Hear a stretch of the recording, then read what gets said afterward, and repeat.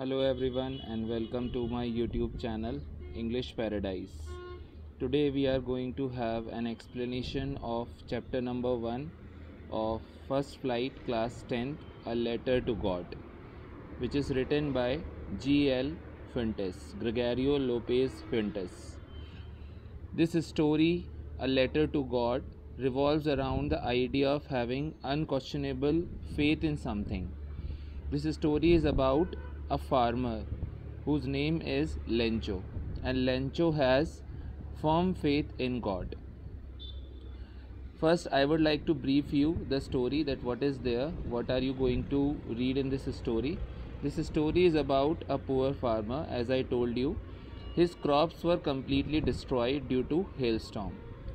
एक बहुत बड़ा हेल स्टॉर्म आता है और उस हेल स्टॉर्म की वजह से लेंचो की जो क्रॉप होती है, कॉर्न क्रॉप, वो पूरी तरह से डिस्ट्रॉय हो जाती है।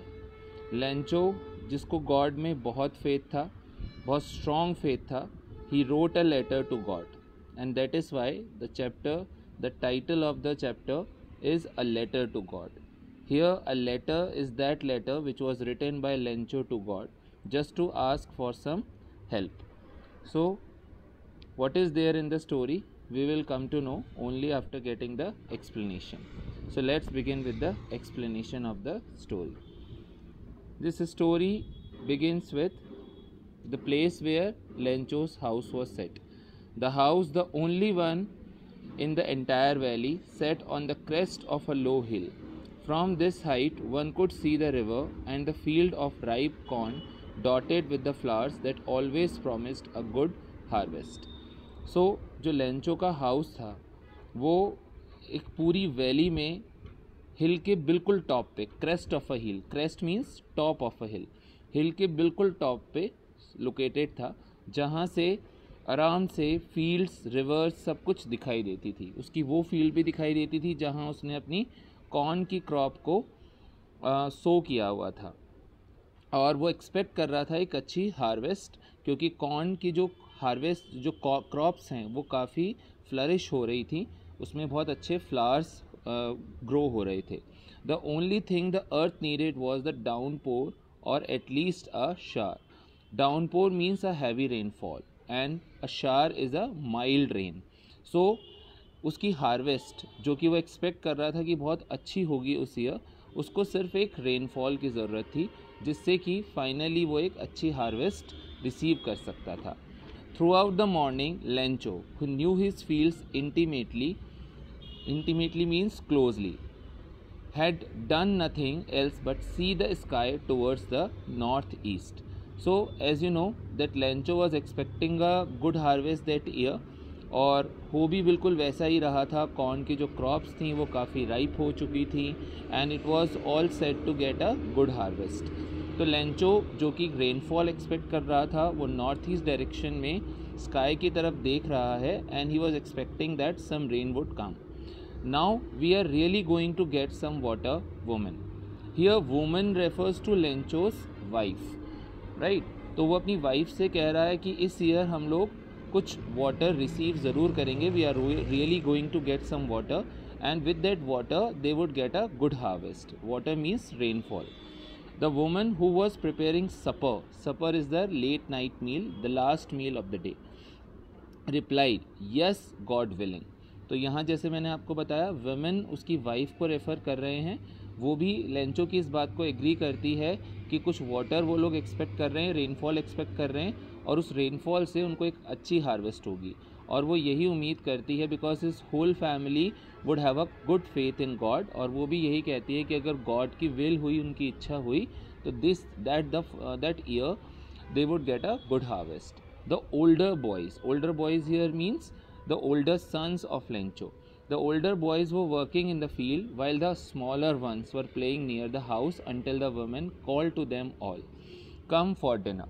So all his children, Lencho's children, were playing or working there in the field until their mother would call them for having the supper, the dinner, the last meal of the day. It was during the meal that, just as Lencho had predicted, big drops of rain began to fall. As Lencho was expecting a rainfall at that time, that exactly what happened.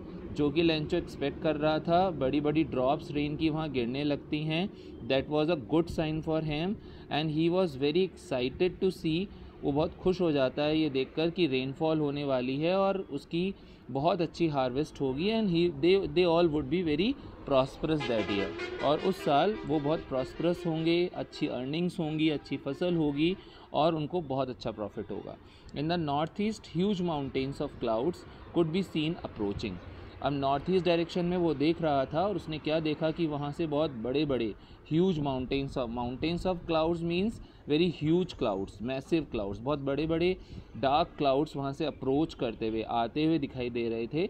The air was fresh and sweet, the whole environment was quite soothing. सब कुछ बहुत favourable हो रहा था, environment बहुत soothing था, rainfall expect की जा रही थी जिससे कि उनको अच्छी हार्वेस्ट होगी, they would be very prosperous, सब कुछ उनके फेवर में हो रहा था अभी तक। The man went out for no other reason than to have the pleasure of feeling the rain on his body. The man here refers to Lencho. तो लेंचो बाहर जाता है उस रेनफॉल को जिसके लिए वो बहुत एक्साइटेड था, जिसको वो एक्सपेक्ट कर रहा था, उस रेनफॉल को अपनी बॉडी पर फील करने के लिए, उसके प्लेजर को फील करने के लिए वो बाहर निकलता है। And when he returned he exclaimed, these aren't raindrops falling from the sky, they are new coins. So Lencho when experienced those raindrops, what he said, and he compared those raindrops with new coins. तो वो उन raindrops को new coins से compare करता है। Why did he compare those raindrops with new coins? Because by getting a good rainfall they would get a good harvest and they would be very prosperous that year. अगर उनको अच्छी rainfall होगी, अच्छी harvest होगी तो उनको अच्छा पैसा मिलेगा, अच्छा प्रॉफिट मिलेगा और वो बहुत प्रॉस्परस होंगे। The big drops are 10 cent pieces and the little ones are 5s. तो वो बड़ी बड़ी रेन ड्रॉप्स को 10 सेंट पीसेस से, 10 सेंट पीसेस जैसे हमारे यहाँ कॉइन्स होते हैं, हम लोग पैसे बोलते हैं सिक्कों को, वैसे ही वहाँ पर जो कॉइन्स होते हैं उनको सेंट पीसेस कहा जाता है। तो वो बड़ी बड़ी रेन ड्रॉप्स को कंपेयर कर रहा है 10 सेंट पीसेस से और जो छोटी रेन ड्रॉप्स हैं उनको 5 सेंट पीसेस से कंपेयर कर रहा है। और ओवरऑल उसने रेन ड्रॉप्स को न्यू कॉइन से कंपेयर किया है। क्यों किया है that I have already told you. With a satisfied expression he regarded the field of ripe corn with its flowers draped in a curtain of rain. तो वो काफ़ी सेटिस्फाइड है, काफ़ी कंटेंट है और वो देख रहा है कि उसकी जो राइप कॉर्न फील्ड है, जो उसकी कॉर्न की फसल है, उसके जो फ्लावर्स हैं कॉर्न के, वो पूरी तरह से ड्रैप्ड मीन्स कवर्ड, पूरी तरह से कवर्ड हो चुके हैं रेनफॉल से। अच्छी रेनफॉल हो रही थी। He was very happy, he was very excited to see, he felt really pleasurable to see that rainfall. But suddenly a strong wind began to blow and along with the rain very large hailstones began to fall. लेकिन अचानक से पूरा scenario change हो जाता है। जो rainfall अभी तक लेंचो को बहुत अच्छी लग रही थी, काफ़ी सूदिंग लग रही थी, सडनली वो रेनफॉल हेल स्टॉर्म में चेंज हो जाती है। बहुत बड़े बड़े हेल स्टोन्स मीन्स होते हैं ओले, बर्फ़ के गोले, वो गिरने लगते हैं। And you know hello storm is never good for harvest. कभी भी हेल स्टॉर्म जो होता है वो हार्वेस्ट के लिए अच्छा नहीं होता है। तो बिल्कुल वैसा ही होने लगता है। These truly did resemble new silver coins. तो यहाँ पर जो ये चीज़ कही गई है ये बिल्कुल उस स्टेटमेंट के कॉन्ट्रडिक्शन में कही गई है जो अभी ऊपर बात हम कर रहे थे, that Lencho has compare those rain drops with new coins. उसी तरह से अब जो हेल स्टोन्स हैं, ओले हैं, क्या हम उन्हें सिल्वर कॉइन से कंपेयर करें? लेकिन आपको पता है that raindrops are good for harvest and those hailstorm is never good for the harvest. तो यहाँ पर जो हेल स्टोन्स हैं उन्हें सिल्वर कॉइन से कंपेयर किया गया है। Okay, the boys exposing themselves to rain ran out to collect the frozen pearls.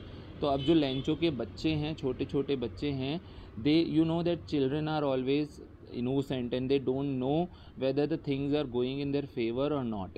तो बिल्कुल वैसा ही होता है। उन बच्चों को नहीं पता था कि शायद अब उस हेल स्टॉर्म से उनकी पूरी फसल, उनका पूरा हार्वेस्ट डिस्ट्रॉय होने वाला है, पूरा वैनिश होने वाला है, वाइप आउट होने वाला है। लेकिन वो लोग बाहर निकलते हैं उस रेन को एंजॉय करने के लिए। Frozen pearls here are also refer to that those hailstones, वो हेल स्टोन्स को कलेक्ट करने के लिए बाहर निकलते हैं, जैसे हमने भी कभी अपने चाइल्डहुड में किया होगा। तो हम लोग भी जब ओले गिरते थे तो बाहर निकलते थे और उन्हें कलेक्ट करते थे, बिल्कुल वैसे ही वो बच्चे भी छोटे छोटे बाहर निकलते हैं और उन फ्रोज़न पर्ल्स यानी हेल स्टोन्स को कलेक्ट करते हैं। It's really getting bad now, exclaim the man. Again the man here means Lencho. So Lencho is now getting very disappointed because now things are not going in his favor and they are not going to get harvest in that situation. उस situation में वो कभी अच्छी harvest receive नहीं कर सकता था। अब वो कहने लगा, वो बहुत disappoint होने लगा और कहने लगा कि अब कुछ भी अच्छा नहीं होगा। It's really getting bad now, सब कुछ ख़राब हो रहा है।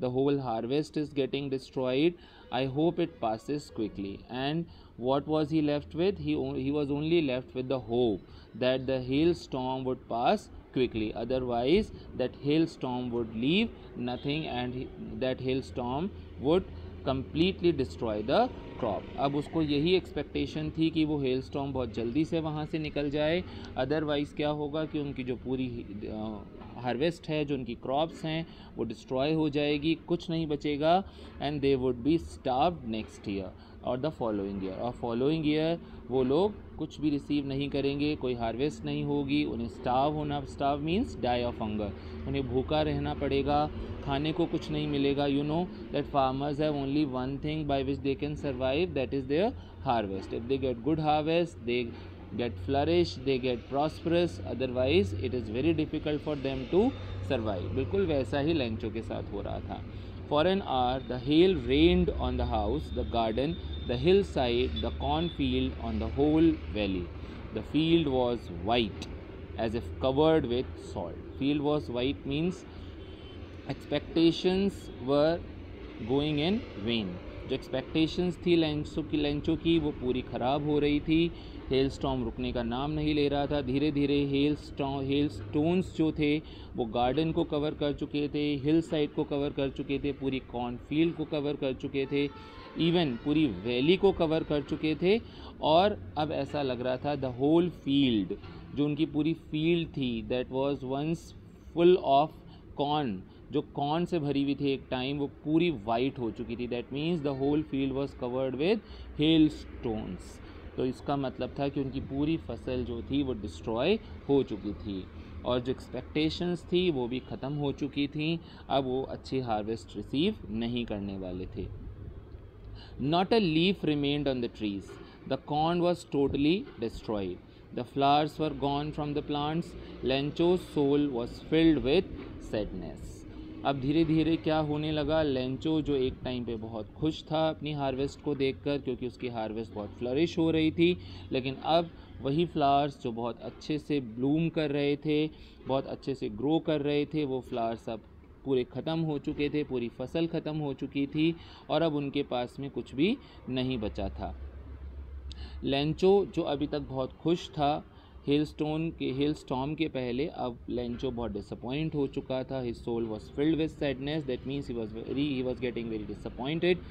When the storm had passed, he stood in the middle of the field and said to his sons, a plague of locusts would have left more than this. The hail has left nothing.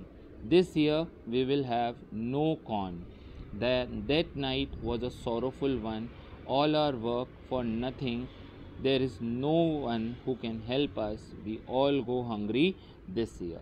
Now Lencho got very disappointed and he stood in the middle of his destroyed harvest, and what he said to his son, वो अपनी फसल के बीचों बीच खड़ा है, वो फसल जो पूरी तरह से डिस्ट्रॉय हो चुकी है, और वो अपने बच्चों से कह रहा है that a plague of locust would have left more than this. Kindly underline this line, this is very important, a question would surely come out of it. और इसका मतलब है कि लेंचो अपने बच्चों से कह रहा है कि अगर इस हेल स्टॉर्म की जगह अगर प्लेग ऑफ लोकस्ट होता, प्लेग ऑफ लोकस्ट होता है जब इंसेक्ट्स लग जाते हैं पौधों को, इंसेक्ट्स पूरी तरह से क्रॉप्स को डिस्ट्रॉय कर देते हैं, उसको प्लेग ऑफ लोकस्ट कहते हैं। तो वो कहता है कि अगर इस हेल स्टॉर्म की जगह प्लेग ऑफ लोकस्ट होता तो शायद वो कुछ छोड़ देता, शायद हमें कुछ हार्वेस्ट तो मिलती, लेकिन इस हेल स्टॉर्म ने तो कुछ भी नहीं छोड़ा है। It would have left nothing, इसने तो पूरी तरह से हमारी हार्वेस्ट को वाइप आउट कर दिया है, ख़त्म कर दिया है। What are we going to have this year, अब हम इस साल क्या हमें रिसीव होगा, कुछ नहीं मिलेगा। And we are going to starve the following year, और आने वाले साल हम पूरी तरह से भूखे रहेंगे, हमें खाने को कुछ नहीं मिल पाएगा। This year we will have no corn, और वो कहता है इस साल हमें कोई फसल नहीं होगी कॉर्न की, मकई की कोई फसल हमें नहीं होगी, एंड ये हमारे लिए बहुत डिफ़िकल्ट सिचुएशन हो जाएगी। That night was a sorrowful one, पूरी फैमिली के लिए वो रात काफ़ी डिफ़िकल्ट थी, because they had nothing to do now, अब उनके पास कुछ नहीं था करने के लिए, कोई और रास्ता नहीं था। All our work for nothing. There is no one who can help us. We all go hungry this year. So Lencho said to his family, his sons, कि अब इस साल हमें कुछ नहीं मिलेगा, हम सब भूखे रह जाएंगे, कोई हमारी हेल्प नहीं कर सकता है, and that would be a very difficult situation.